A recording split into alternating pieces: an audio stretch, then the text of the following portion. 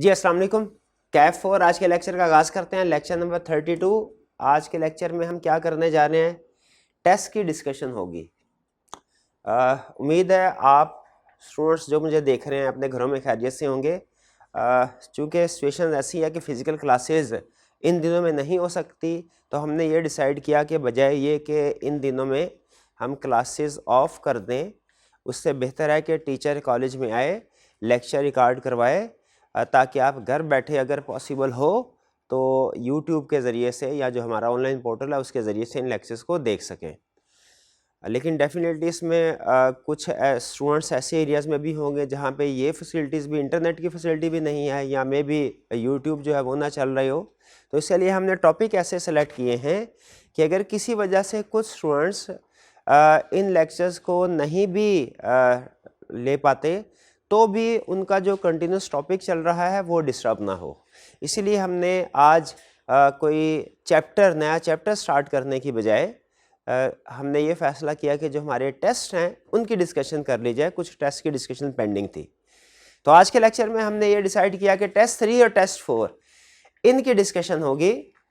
ये टेस्ट आपके पास भी मौजूद होंगे, आपके पास मौजूद है तो अपने सामने रखिए, ताकि अगर जो क्रिटिकल वर्ड्स हैं, सिग्निफिकेंट इंपॉर्टेंट वर्ड्स हैं, उनको मैं हाईलाइट कराता रहूँ आपको। और अगर आपके पास नहीं है तो सामने आपके डिस्प्ले हो रहा है, आप इनको देख लीजिए। क्वेश्चंस भी आपके सामने होंगे और सॉल्यूशन मैं डिस्कस करता जाऊंगा। टेस्ट 3 था जी हमारा। ये टेस्ट कौन से वाले टॉपिक का था? ये टेस्ट हमारा था टॉपिक चैप्टर 4 का। तो इसमें सबसे पहले MCQs। Question 1, can I select the most appropriate answers from the options available for each of the following multiple choice question? Each MCQ carries 1 mark। तो ये याद रखिएगा कि एग्जाम में नॉर्मली जो MCQ हमारी बिजनेस लॉ के पेपर में MCQ आते हैं, नॉर्मली एक MCQ 1 नंबर का होता है, लेकिन सम टाइम कुछ MCQ हो सकता है 1.5 या 2 मार्क्स के भी हों जो कि लेंथी हैं।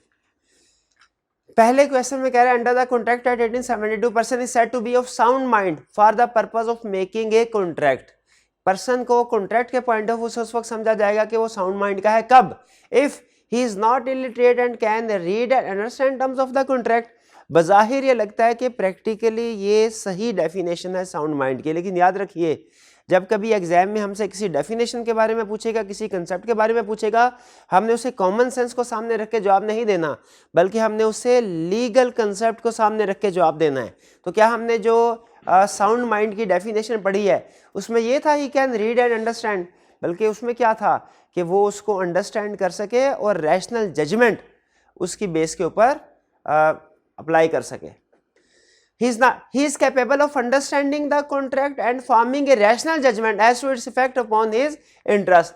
तो B जो है ये लीगल डेफिनेशन है। A भी किसी हद तक साउंड माइंड को शो कर रही थी, लेकिन ये लीगल डेफिनेशन नहीं थी। C, he is of the age of majority and is not disqualified from contracting by any law to which he is subject। नहीं, इसका साउंड माइंड से ताल्लुक नहीं है सी ऑप्शन का। सी ऑप्शन का ताल्लुक किससे है? इसका ताल्लुक है कंपिटेंस ऑफ कॉन्ट्रैक्ट से। कंपिटेंस ऑफ कॉन्ट्रैक्ट में आपको याद होगा हमने 3 चीजें पढ़ी थी, उसमें 2 का जिक्र करा है, एज ऑफ मेजॉरिटी और पर्सन डिस्क्वालिफाइड। तो ये भी साउंड माइंड नहीं है। फिर ही is not suffering from any mental disease और डिस्ट्रेस, ये भी साउंड माइंड की निशानी नहीं है। बाज़ औक़ात ऐसा होता है कि ये फिजिकल कोई प्रॉब्लम नहीं भी होती, लेकिन स्टिल कुछ लोग साउंड माइंड के नहीं होते, और बाज़ औक़ात ऐसा होता है कि फिजिकल बीमार भी होते हैं, लेकिन बीमारी की शिद्दत अगर ज़्यादा नहीं है तो वो साउंड माइंड के होंगे। तो साउंड माइंड होने या ना होने का किसी फिजिकल या मेंटल डिजीज़ या डिस्ट्रेस से ताल्लुक नहीं है। तो जो बेस्ट अप्रोप्रिएट ऑप्शन है वो कौन सी हुई हमारी? B, option B. शाबाश। Second, Kareem borrowed rupees 500,000 for Bashir in 2002.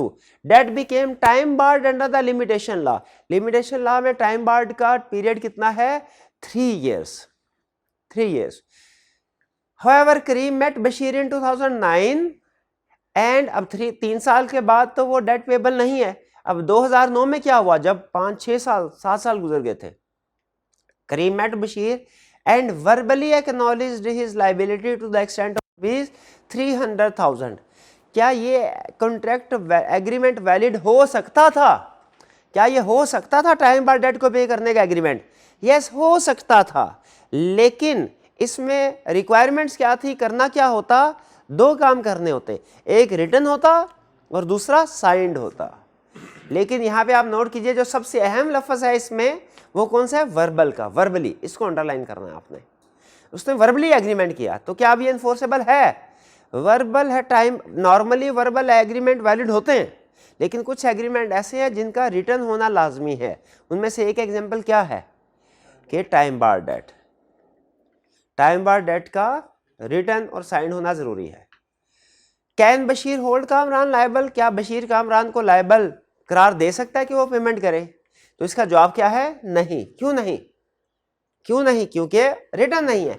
अच्छा, इसका मतलब नो पे हम पहुंच गए, तो या तो ऑप्शन ए ठीक है या सी ठीक है। अब डिसीजन ठीक, अब हमने बेसिस ऑफ डिसीजन देखनी है कि इन दोनों ऑप्शंस में कौन सी है। डिसीजन को सामने रखे तो ए ऑप्शन भी ठीक है, सी भी ठीक है, लेकिन अब हमने बेसिस ऑफ डिसीजन को भी चेक करना है। जिसकी बेसिस ऑफ डिसीजन भी ठीक हुई उस ऑप्शन को सिलेक्ट करेंगे। तो basis of decision the promise should be for entire debt, नहीं इंटायर डेट का होना जरूरी नहीं है, ठीक है। उसने अगर 2 लाख माफ कर दिए, बाकी 3 लाख का भी एग्रीमेंट हो सकता है, ये बेसिस ऑफ डिसीजन गलत है। See, no because it is not a written and signed promise, ये ऑप्शन करेक्ट है। इसमें डिसीजन भी ठीक है और बेसिस ऑफ डिसीजन भी। तो हमारी करेक्ट ऑप्शन क्या हुई यहाँ पे, फिर सी ऑप्शन सेकंड में। थर्ड पे चलते हैं जी। थर्ड में क्या कह रहा है जी, Aamir had offered both Behram and Ahmed to sell his piano at a discounted price of ₹25,000। उसने ऑफर भेज दी, दोनों को ऑफर भेज दी। Behram responded immediately and refuse to accept the offer, ठीक है। इमीडिएटली उसने ऑफर की और उस ऑफर को रिजेक्ट कर दिया। फिर क्या हुआ, Amir who was in urgent need of money lowered the offered price to ₹15,000 which was finally accepted by Bahram. उसको पैसों की जरूरत थी, उसने ऑफर को 25 से कम करके 15 कर दिया, जिसे बहराम ने एक्सेप्ट कर लिया। Before delivering the piano to Bahram, Aamir received acceptance from Ahmad on his initially offered price.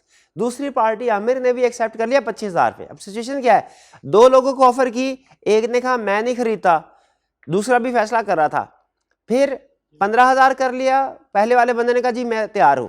बताइए क्या एग्रीमेंट हो गया, ये एग्रीमेंट पहले पर्सन के साथ हो गया।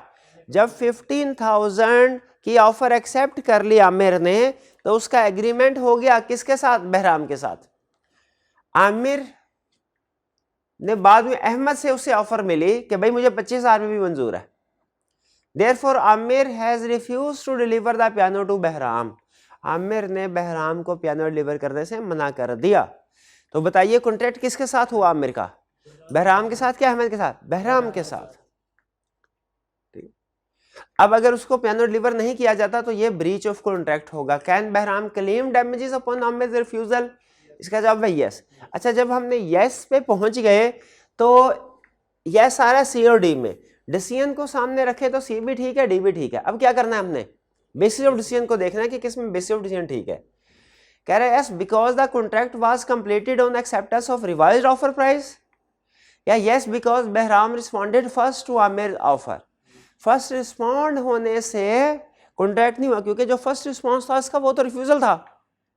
कॉन्ट्रैक्ट किस वजह से हुआ, because the contract was completed on acceptance of revised offer price. जब आप अपनी प्राइस रिवाइज की 15,000 पे लेके आए, उस वक्त उसने एक्सेप्ट कर लिया, कॉन्ट्रैक्ट हो गया। तो इसमें भी करेक्ट ऑप्शन हमारी क्या बनी, C. Fourth, there are some disqualification imposed on certain person in respect of the capacity to contract, बिल्कुल ऐसा ही है। Choose the incorrect one from the following, इनमें से कौन सी ऐसी ऑप्शन है जिसमें डिस्क्वालिफिकेशन नहीं है। Convicted person disqualified by law है, बिल्कुल है, पढ़ा था। जब तक वो कन्विक्टेड है, जब पेरोल पे आ जाए तो फिर वो डिस्क्वालिफिकेशन खत्म हो जाएगी, आरजी जब तक वो जेल से बाहर है। एलियन एनिमी, ये भी डिस्क्वालिफाइड है। सॉल्वेंट, यहाँ पे इनसॉल्वेंट डिस्क्वालिफाइड है, अपनी प्रॉपर्टी को सेल करने के एग्रीमेंट नहीं कर सकता, लेकिन सॉल्वेंट पर्सन डिस्क्वालिफाइड नहीं है, सॉल्वेंट तो क्वालिफाइड है। सॉल्वेंट का मतलब है जो अपने डेट्स पे कर सकता हो। एक होता है इनसॉल्वेंट। इनसॉल्वेंट किसे कहते हैं भाईजान, आप कहां से आगे, इनसॉल्वेंट किसे कहते हैं, इनसॉल्वेंट जो अपने डेट्स को पे नहीं कर सकता। और सॉल्वेंट किसे कहते हैं? अपने डेट को पे कर सकता है। तो इनसॉल्वेंट डिस्क्वालिफाइड है, सॉल्वेंट डिस्क्वालिफाइड नहीं है। तो इसमें जो ऑप्शन हमारी जो सिलेक्ट करनी है वो कौन सी ऑप्शन? सॉल्वेंट। ये ऑप्शन गलत है, और गलत ही तो सिलेक्ट करनी थी। फॉरेन सॉवरेन ये भी डिस्क्वालिफाइड होता है, आपको पता है, इसके खिलाफ हम केस फाइल नहीं कर सकते। Fifth, which of the following statement is false? पहला, minor can not become partner in a firm. True, ये स्टेटमेंट ट्रू है। ये भी पार्टनरशिप हम पढ़ेंगे, लेकिन उसमें आप ये कंसेप्ट स्टडी करेंगे कि पार्टनरशिप क्रिएट होती है एग्रीमेंट की बेस पर। चूंकि माइनर एग्रीमेंट नहीं कर सकता, इसलिए माइनर पार्टनरशिप में पार्टनर भी नहीं बन सकता। क्या नहीं बन सकता? माइनर पार्टनरशिप में क्या नहीं बन सकता? पार्टनर नहीं बन सकता। कुछ और बन सकता है? पता नहीं, पता नहीं। पार्टनर बहरहाल नहीं बन। तो ये स्टेटमेंट तो ठीक हुई ना। तो हमने कौन सी स्टेटमेंट ढूंढनी है? ठीक वाली की गलत? फॉल्स। इसका मतलब है ये ऑप्शन सेलेक्ट नहीं करनी। Educational loan taken by minor is recoverable from his property. क्या educational loan necessity of life, minor से सिर्फ नेसेसिटी ऑफ लाइफ रिकवर कर सकते हैं? ये आपको पता है ना? क्या लोन नेसेसिटी ऑफ लाइफ है? लोन नेसेसिटी ऑफ लाइफ नहीं है, नहीं है। एजुकेशन भी नहीं, अब बोल इंटरनेट भी नहीं है। इंटरनेट है, एजुकेशन नहीं है। सुभान अल्लाह तेरी।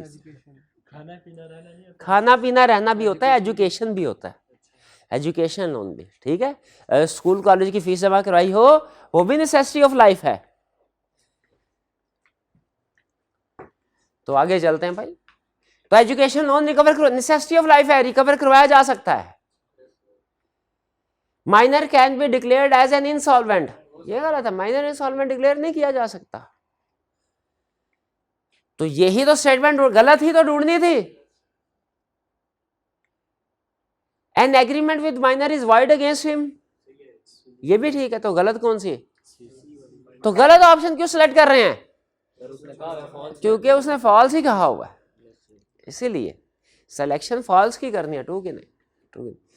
फिर फोर्थ, इस फिफ्थ में सी ऑप्शन हमारा आंसर था। Six, contract entered before the declaration of war are either suspended or terminated during period of war. ऐसे तो जब वॉर छिड़ जाए एलियन एनिमी के साथ,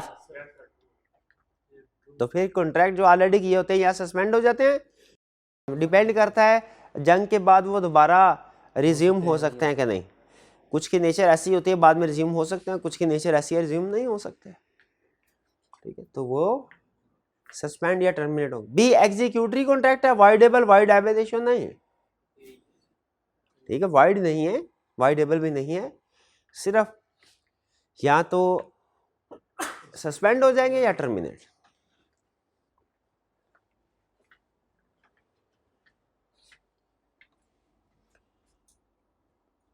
नेक्स्ट, अब केस स्टडी, एमसीक्यूज खत्म, case studies. Aamir a minor falls, minor है, माइनर को अंडरलाइन कर लें।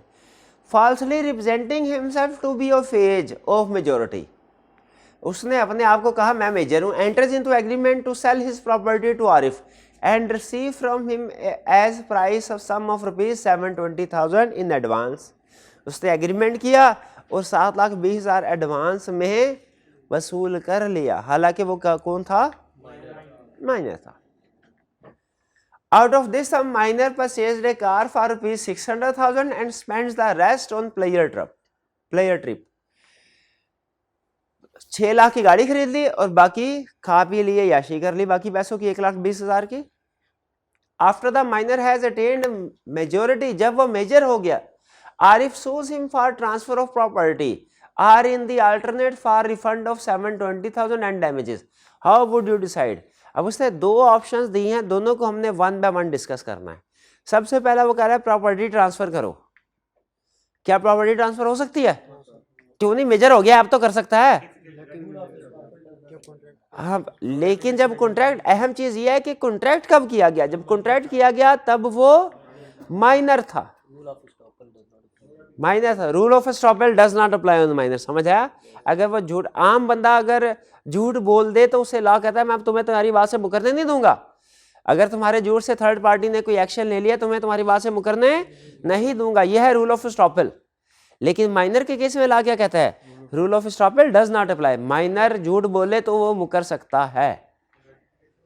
ठीक है, तो यहाँ पे चूंकि दो रीजंस हैं क्यों ट्रांसफर ऑफ प्रॉपर्टी नहीं होगी। पहला, रूल ऑफ एस्टॉपेल माइनर पे अप्लाई नहीं होता, और दूसरा जो उसने एग्रीमेंट किया था एज ऑफ मिनॉरिटी में किया था। ठीक है, उसको आप इन्फोर्स नहीं करवा सकते चाहे वो बाद में कॉन्ट्रैक्ट करने के बाद मेजर क्यों ना बन जाए। अच्छा चलिए, प्रॉपर्टी ट्रांसफर नहीं हो सकती है क्या, 7,20,000 का रिफंड हो सकता है? ये तो हो सकता है, रिफंड और डैमेजेस नहीं हो सकते, नहीं हो सकते, कॉन्ट्रैक्ट वाइड अगेंस्ट माइनर। लेकिन जितने पैसे उसके पास यहाँ प्रॉपर्टी पड़ी हुई है, इसे ला क्या वर्ड यूज करता है, क्या बताया था, traceable in the hands of minor. जो कैश या property traceable in the hands of minor है वो रिकवर कर सकते हैं। तो 1,20,000 पे तो सवर कर लेना, वो तो मिल ही नहीं सकता। क्या गाड़ी मिल सकती है? हाँ, गाड़ी वापस ले सकता है वो, जो भी उसका जिस हालत में भी होगी गाड़ी वापस ले। क्लियर? ये आपको याद है कि हमने केस स्टडी भी की थी, वो शुएब वाली थी जिसमें उसका बाप बिलियनियर था और वो गाड़ी ले आया था। ठीक है, वो और जो डीलर था, कार डीलर, उसने गाड़ी उसे डिलीवर कर दी उसके बाप की वजह से। तो क्या बाप जिम्मेदार, लायबल था पेमेंट करने के लिए? नहीं। क्या माइनर से पैसे रिकवर करवाए जा सकते हैं? कार डीलर ने करवाए थे? नहीं करवाए थे। अल्टीमेट ऑप्शन हमने क्या कहा था, उसके पास क्या है, कार ही वापस जाके ले जा सकता है। ग्रेटिफिकेशन उसने पूछा नहीं है, लेकिन अगर वो कहता ना कि माइनर ने बाद में इस कॉन्ट्रैक्ट को रेटिफाई भी कर लिया जब वो मेजर हो गया, तो स्टिल ये सेम स्टेटस रहता, वैलिड ना होता, क्योंकि जो कॉन्ट्रैक्ट पहले शुरू में वाइड है वो बाद में भी वाइड अगेंस्ट माइनर ही रहेगा। उसकी वाइड की रेटिफिकेशन भी नहीं की जा सकती। हाँ, करना है तो क्या करना पड़ेगा, अगर इस कॉन्ट्रैक्ट को वैलिड करना है तो क्या करना, नए सिरे से जब वो मेजर हो गया उसके बाद कॉन्ट्रैक्ट करना पड़ेगा। Question 3, explain the meaning of term consideration under the contract 1872. What is the difference between agreement without consideration and agreement having inadequate consideration? Consideration किसे कहते हैं? When at the desire of promisor or any third party has done or promises to do, has done, does or promises to, तीन अल्फाज थे ना, वो consideration है। Definition तो याद होगी आपको। कह रहा what is the difference between agreement without consideration and agreement having इनएडिक्वेट consideration. Agreement with इनएडिक्वेट consideration valid है और एग्रीमेंट विदाउट कंसीडरेशन वाइड है एक्सेप्शंस के साथ, यानी कुछ एक्सेप्शनल सिचुएशन है जब ये वैलिड हो जाता है एग्रीमेंट विदाउट कंसीडरेशन, वरना नॉर्मली क्या है, वाइड है। Question 4. On 4th March 2021, Alia agreed to sell her ancestral jewels to Salma at a discounted price. However, on the next day, when Salma came to take the Alia's brother, being custodian of the jewel, refused to honor the delivery on the premise that Alia was admitted to the mental hospital and therefore her earlier agreement to sell the jewels was not valid. क्या brother, जैसे ये हमने case discuss कर लिया था ना class में, याद है असाइनमेंट में आपको दिया था, केस डिस्कस हो गया था, याद है कि नहीं? तो बताइए रेलिवेंट लीगल प्रोविजन क्या है इसमें? अनसाउंड माइंड वाली कौन सी? Agreement is void if person is unsound at time of making contract. ठीक है, तो यहां पे हम क्या लिखेंगे, if Alia was of sound mind at time of contract, agreement is valid. If Alia was of unsound mind at time of contract, agreement is void. अब आगे हमने ये भी बताना है बर्डन ऑफ प्रूफ किसके ऊपर है। ये डिपेंड करता है कि आलिया यूजुअली साउंड माइंड की है या यूजुअली अनसाउंड माइंड की। क्या क्वेश्चन में उसने बताया हमें? वैसे उसने एक इशारा सा दिया है कि वो मेंटल हॉस्पिटल में रह के आई है, लेकिन अब तो उसकी कैफियत के बारे में कुछ नहीं कह सकते, मे भी ठीक हो मे भी ना। तो बेहतर है हम बजाय ये कि अज्यूम करें कि वो यूजुअली अनसाउंड माइंड की है, क्योंकि वो मेंटल हॉस्पिटल से आई है, बेहतर है, क्योंकि ये आगे आर्गुमेंट ये भी दिया जा सकता है कि अब ठीक होगी तो उन्होंने डिस्चार्ज किया ना। तो चूंकि क्वेश्चन में क्लैरिटी नहीं, इसलिए हम क्या लिखेंगे, बर्डन ऑफ प्रूफ की Aliya at time of contract sound mind की है कि नहीं। ये बर्डन ऑफ प्रूफ किसके ऊपर है? अगर आलिया यूजुअली साउंड माइंड की है तो, अगर बर्डन ऑफ प्रूफ किसके, if Alia is usually of sound mind, तो आलिया पे बर्डन ऑफ प्रूफ है कि वो साबित करे एट टाइम ऑफ कॉन्ट्रैक्ट वो अनसाउंड माइंड के थे। और अगर आलिया यूजुअली अनसाउंड माइंड किया है तो ये दूसरी पार्टी के ऊपर बर्डन ऑफ प्रूफ होगा, उसने साबित करना है कि at time of contract Aliya sound mind की थी। Question 4 clear? इसमें हमने इसे दो हिस्सों में आंसर दिया बर्डन ऑफ प्रूफ को सामने रखते हुए। Sajid supplied necessities of life to Hilal a minor. Necessities of life अहम लफ्ज है, इसको अंडरलाइन करें, माइनर अहम लफ्ज है, underline. Can Sajid be allowed by law to recover the value from Hilal's property? Recover करवा सकता है उसकी प्रॉपर्टी से? बिल्कुल, अगर है तो करवा सकता है। क्यों? क्योंकि नेसेसिटीज ऑफ लाइफ है और माइनर। एक और चीज है जो माइनर्स के खिलाफ इन्फोर्सेबल है, वो क्या?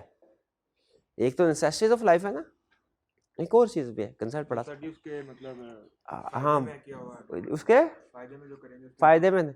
अगर गार्डियन ने कोई एग्रीमेंट किया हो, गार्डियन या पेरेंट ने माइनर के बिहाफ पे कोई एग्रीमेंट किया हो, तो फिर वो माइनर के ऊपर एप्लीकेबल है।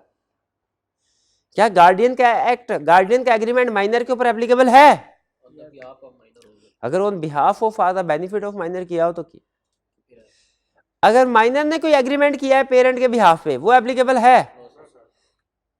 पेरेंट के ऊपर एप्लीकेबल वैलिड है। अगर माइनर ने एज एजेंट वो एग्रीमेंट किया, आपको याद, भूल गए वो केस स्टडी बिलियनियर वाली, गाड़ी वाली, उसमें एक पॉइंट ये भी था कि अगर उस मुनाफ, इजाज मुनाफ बाप का नाम था, बेटे का नाम क्या था? बाप का नाम इजाज मुनाफ था ना, शुएब था। अगर शुएब ने अपने बाप के बिहाफ पे गाड़ी खरीदी है, फिर इजाज मुनाफ यानी उसके बाप की लाइबिलिटी थी पे करना, वरना नहीं थी। भूल गया ये पॉइंट, ये केस स्टडी भी भूल गया मुझे तो लगता है। तो यहां पे नेसेसिटी ऑफ लाइफ माइनर को प्रोवाइड की बिल्कुल रिकवर करवा सकते हैं, कोई प्रॉब्लम नहीं, अगर उसके पास प्रॉपर्टी है तो। क्लियर जी? ये था हमारा टेस्ट 3। कोई प्रॉब्लम, कोई क्वेश्चन पूछना चाहते हो पूछ लीजिए। कुछ नहीं? चलिए अब फिर चलते हैं हम टेस्ट 4 की तरफ। टेस्ट 4 आ जाए जी।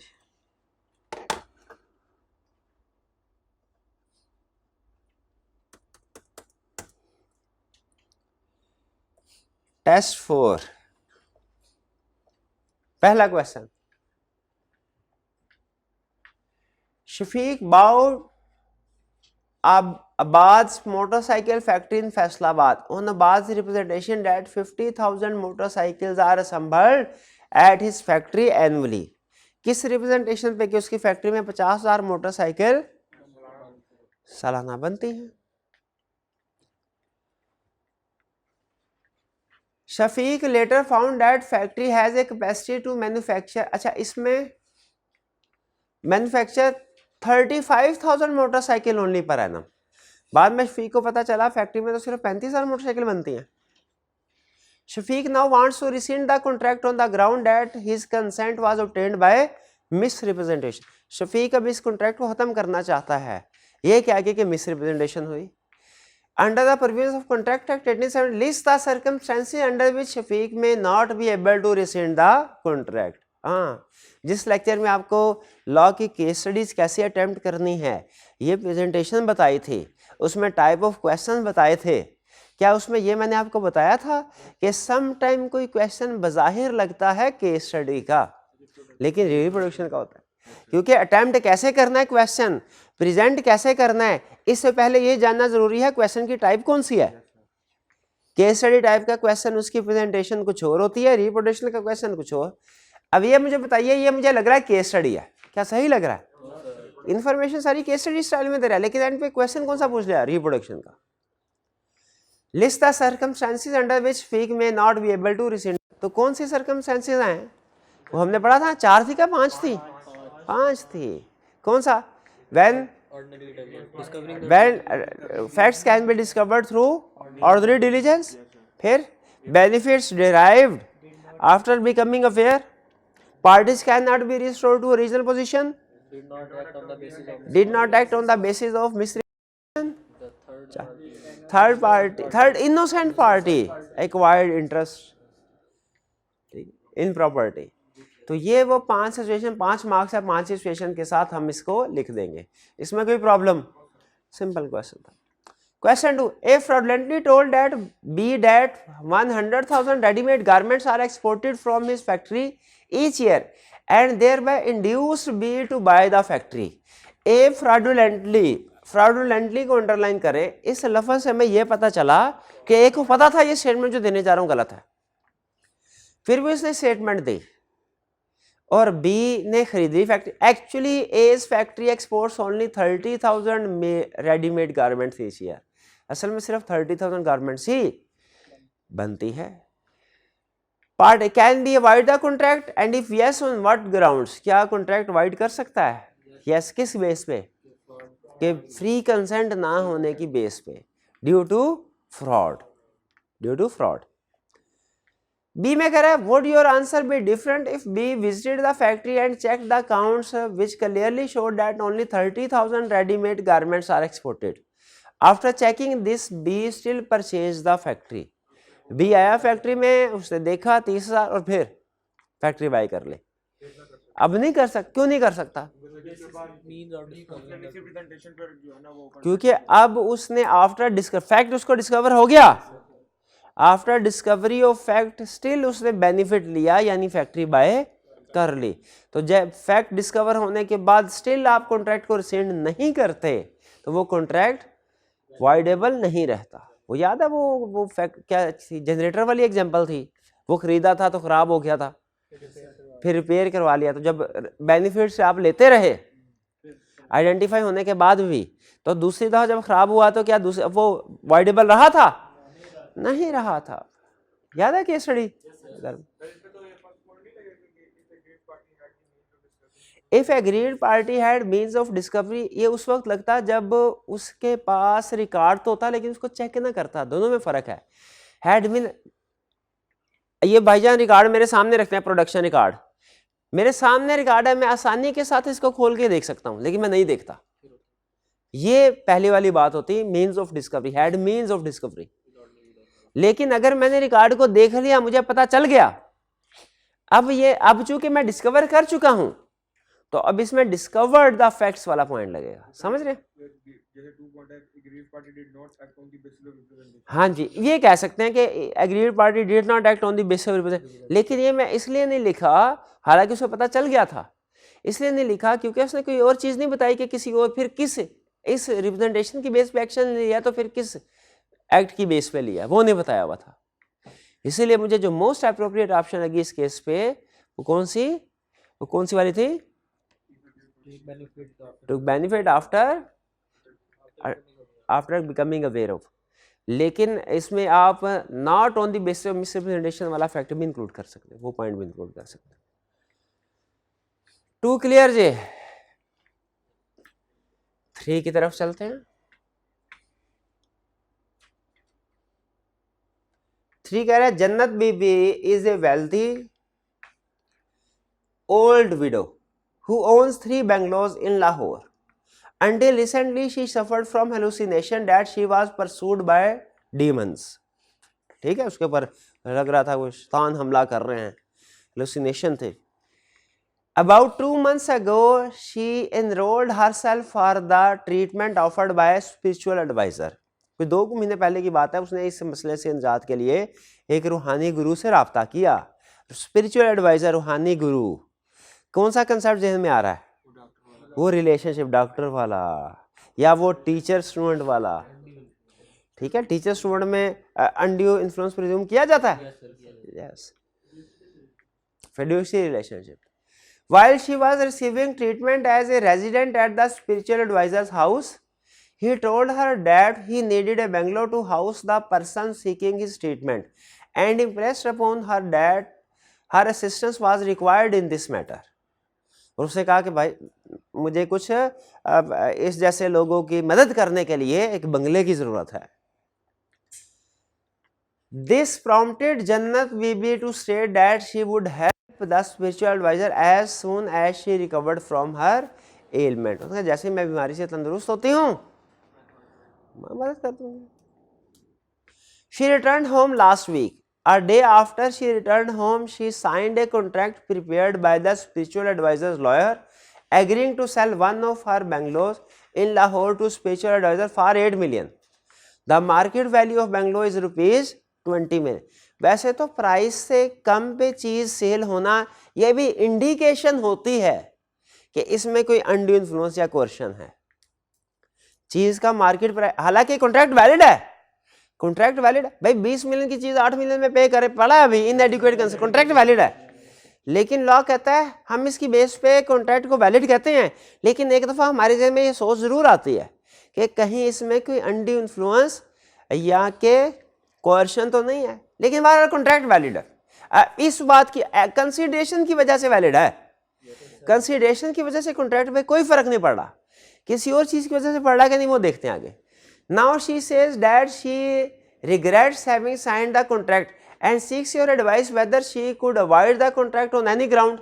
Advise जन्नत बेबी। देखिए वो कॉन्ट्रैक्ट कंसीडरेशन की बेस पे तो कॉन्ट्रैक्ट अवॉइड नहीं हो सकता, इनएडिक्वेट कंसीडरेशन वैलिड है। अनड्यू इन्फ्लुएंस की वजह से हो सकता है, वो रिकवर नहीं, देखें वो रिकवर हो गई, लेकिन अनड्यू इन्फ्लुएंस तो फिर भी है। वो तो आप अनड्यू इन्फ्लुएंस को अनसाउंड माइंड के साथ मिक्स कर रहे हैं, वो अनसाउंड माइंड नहीं है अभी, लेकिन का अनड्यू इन्फ्लुएंस था। क्वेश्चन ये है आपने पॉइंट कौन सा पिक करना है, अनसाउंड माइंड का कि अनड्यू इन्फ्लुएंस का? अनड्यू इन्फ्लुएंस का। तो अनड्यू इन्फ्लुएंस तो अभी भी होगा, जैसे क्लास में भी एग्जांपल दिए थे, अभी मैं आपका उस्ताद हूं, अभी आपको इन्फ्लुएंस करके आपका मोबाइल सस्ते दामों खरीद सकता हूं, लेकिन जब आपका पेपर पास हो जाएगा इंशाल्लाह, उसके बाद कभी हमारी मुलाकात होगी तो आप फिर भी जहन में ये नहीं आएगा ये मेरे उस्ताद है। किसी से मिलेंगे तो क्या कहेंगे, ये मेरे उस्ताद हैं कि ये मेरे उस्ताद थे। इन्फ्लुएंस रहता है ना, वन से टीचर ऑलवेज ए टीचर। तो इन्फ्लुएंस बाद में भी किया जा सकता है। तो स्पिरिचुअल एडवाइजर, और इसीलिए वो अगले दिन पहुंच गया, उसने भी टाइम नहीं लगाया, अगले ही दिन ताज़ा ताकि इन्फ्लुएंस कम ना हो पाए टाइम गुजरने के साथ।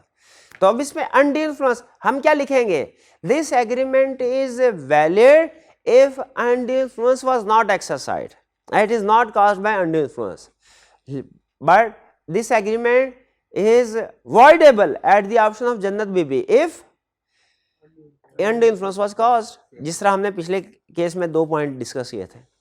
अब अनड्यू इन्फ्लुएंस है कि नहीं, बर्डन ऑफ प्रूफ भी बता दें, बर्डन ऑफ प्रूफ भी बता दें। तो बर्डन ऑफ प्रूफ किसके ऊपर है, यहां पे बर्डन ऑफ प्रूफ स्पिरिचुअल जन्नत बीबी के ऊपर नहीं है।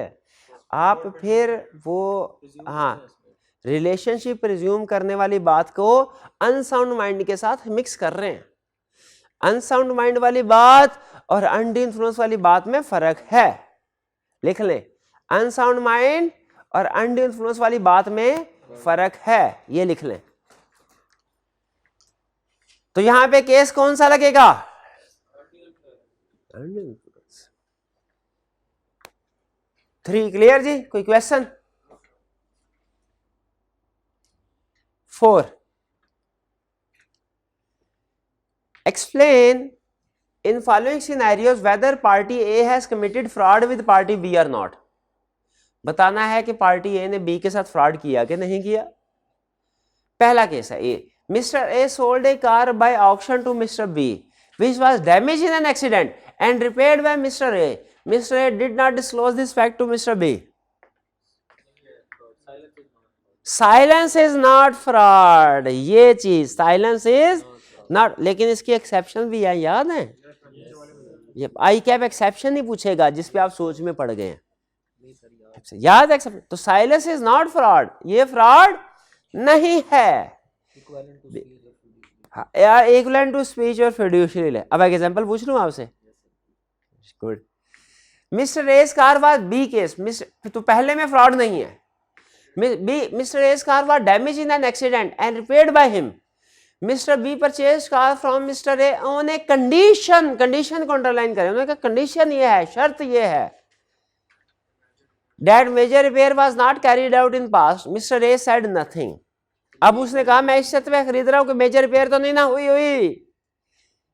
नहीं, वो चुप रहा। अब यहां पे क्या कौन सा कंसेप्ट है, अब यहां पे चूंकि स्पेसिफिकली पूछ लिया, स्पेसिफिकली पूछ लिया और वो चुप रहा, तो ये silence is equivalent to speech. नहीं, ट्रस्टी एंड बेनिफिशियरी नहीं है, ये फिड्यूशियरी रिलेशन में नहीं जाएगा मेरे भाई, ये साइलेंस इक्विवेलेंट टू स्पीच में जाएगा। आपके कंसेप्ट मिक्स हैं। मेरा भाई रोज कितने घंटे ऑडिट पढ़ता है? सॉरी, ऑडिट तो नहीं पढ़ता होगा ना, बीला पढ़ता होगा रवानी में। बीला मेरा भाई रोज कितने घंटे पढ़ता है? एक दिन बाद एक घंटा। तो फिर यही होगा ना, फिर यही हाल होगा। सही सवाल पूछा ना मैंने। मिस्टर, चलिए क्लियर होगी ये बात। तो बी में फ्रॉड है, किस वजह से? बी के केस में साइलेंस इक्विवेलेंट टू स्पीच है। Question 5, briefly explain whether there is valid agreement in following cases. बताना है इन केसेस में एग्रीमेंट वैलिड है कि नहीं। A and B entered into an agreement whereby they agreed that neither of them would appeal against the trial court's decision in respect of dispute between them. ये तो agreement in state of legal proceeding हो गया, ये तो wide हो गया, नहीं हुआ वाइड? वाइड हो गया भाई, तेरी मेहरबानी। आज आपका दिन नहीं है ना पढ़ने का, लॉ पढ़ने का आज दिन नहीं है, एक दिन बाद एक दिन पढ़ते हैं ना, आज नहीं है ना दिन, तो आज ना पढ़ मेरा भाई। ये agreement in state of legal proceedings नहीं है, नहीं है। क्यों नहीं है बता भाई को? क्योंकि एक्सेप्शंस हैं। ट्रायल कोर्ट में जा तो रहे हैं, बस यही कह रहे हैं कि हम हाई कोर्ट में अपील नहीं करेंगे। हाई कोर्ट तो ये वैलिड होती है ना। और कौन सी एक्सेप्शन वैलिड होती हैं? आर्बिट्रेशन वाले, और दो इक्वली कॉम्पिटेंट कोर्ट में से किसी एक को सेलेक्ट करना वैलिड है वो भी। आर्बिट्रेशन स्टार्ट में ही करना जरूरी होती है कि चलते केस में बाद में भी कर सकते हैं? बाद में भी कर सकते हैं, बाद में भी आउट ऑफ कोर्ट सेटलमेंट करके कोर्ट में कह दे हमारा राजीनामा नहीं सुना कभी? वो राजीनामा क्या होता है? आउट ऑफ कोर्ट सेटलमेंट, कि दोनों पार्टीज का राजीनामा हो गया, कोर्ट कहते हैं ठीक है राजी हो गया है, दोनों पार्टी राजी, तो क्या करेगा काजी कहता है ठीक है वैलिड, कॉन्ट्रैक्ट खत्म। पहले वाला कॉन्ट्रैक्ट वैलिड है, ये agreement in state of legal proceeding की एक्सेप्शन है।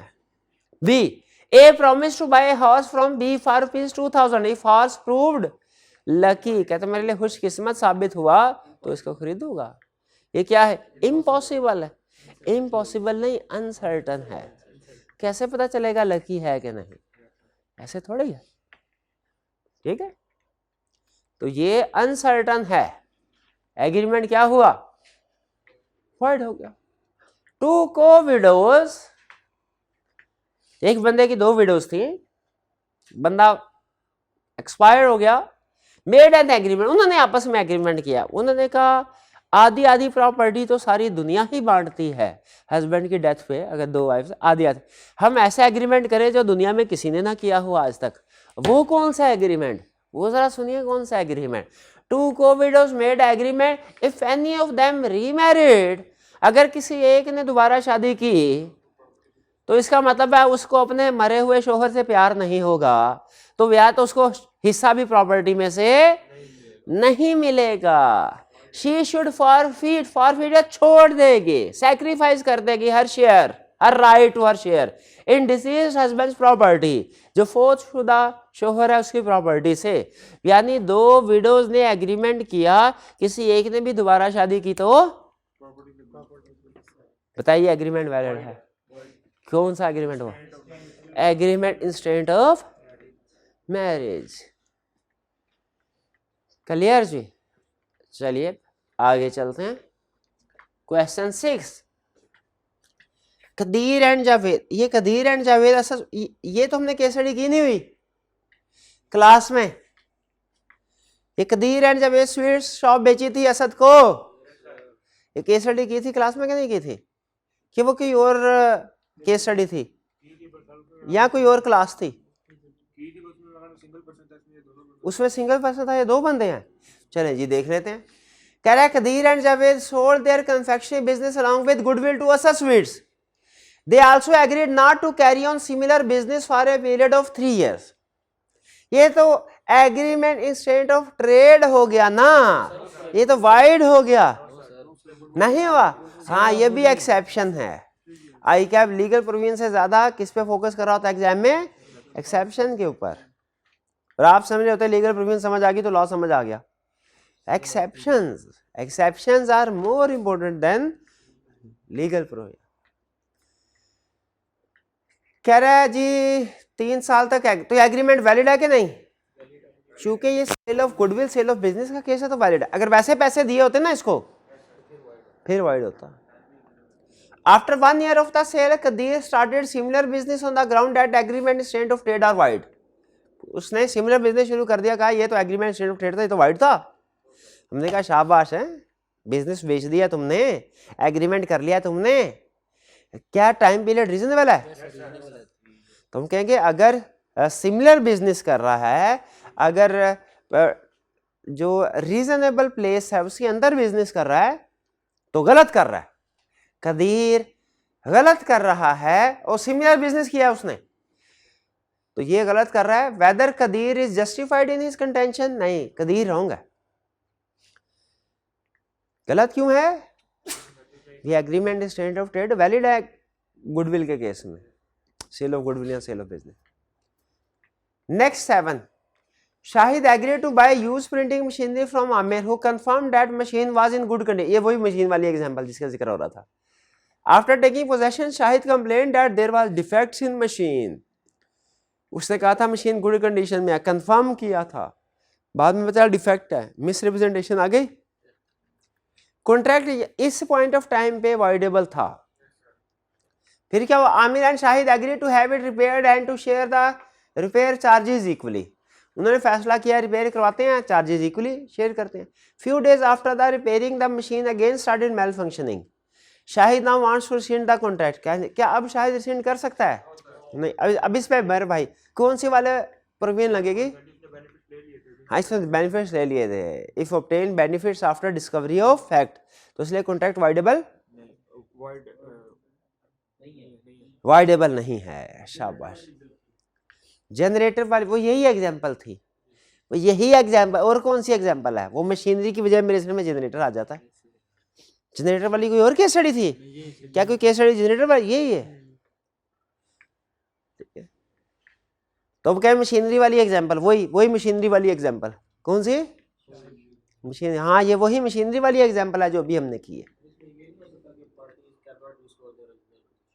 Parties can not be restored to, नहीं रिस्टोर टू उसको मशीन वापस कर सकता है और पैसे ले रहा है। Parties can not be restore to original position वाली प्रोविजन सिर्फ खाने पीने वाली चीज़ों पे लगती है, या जब कोई चीज़ ऐसी हो जो खाने पीने वाली नहीं लेकिन हाँ डिस्ट्रॉय हो चुकी है। फिर question 8, select the most MCQs है। अब ये एमसीक्यूज पढ़ेंगे हम। पहला फ्रॉड मीन्स, फ्रॉड का मतलब क्या है? Suggestion as a fact of that which is not true by one who believes it to be true. अगर एक बंदा कहे कोई चीज ट्रू नहीं है लेकिन उसको बिलीव कर रहा है कि वह ट्रू है तो वो तो मिस रिप्रेजेंटेशन होती है, फ्रॉड थोड़ा ही है। और पूछ फ्रॉड रहा है तो पहले वाली ऑप्शन ठीक नहीं है। हमने गलत ऑप्शन उठानी है कि सही वाली? सही वाली, क्योंकि उसने फॉल्स का नहीं कहा, पूछा। फिर silence of a person as to facts likely to fact the willingness of another to enter into contract. ये फ्रॉड होता है? साइलेंट है। साइलेंस फ्रॉड है? नहीं है। क्या साइलेंस एक्सेप्टेंस है? साइलेंस इज नॉट एक्सेप्टेंस, इसकी भी एक्सेप्शन है। साइलेंस इज नॉट फ्रॉड, इसकी भी एक्सेप्शन है।